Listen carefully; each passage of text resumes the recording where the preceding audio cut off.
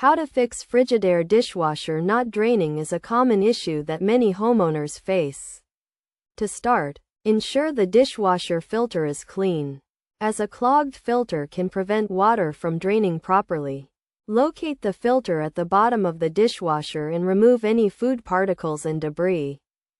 Next, check the drain hose for any blockages or kinks.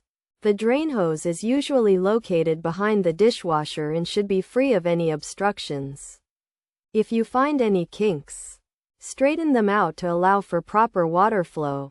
Another key area to check is the garbage disposal.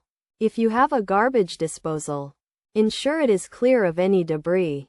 Run cold water through the disposal to check for any blockages. If you find any, clear them out to allow for proper drainage. Additionally, check the dishwasher's drain pump filter for any blockages.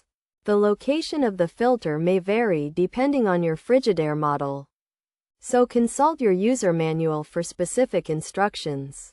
Remove any debris or food particles that may be clogging the filter. If you have checked all of the above areas and the issue persists, it may be a sign of a more serious problem, such as a faulty drain pump or clogged pipes.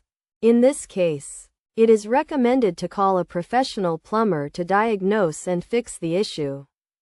To prevent future drainage issues, run a cleaning cycle on your dishwasher every 1 to 2 months to remove any grease and food particles that may be building up. Also, regularly check the filter and drain hose for any blockages. By following these steps, you should be able to fix your Frigidaire dishwasher not draining issue. Remember to always refer to your user manual for specific instructions on how to access and clean the various parts of your dishwasher. Regular maintenance and checks can help prevent future issues and keep your dishwasher running efficiently.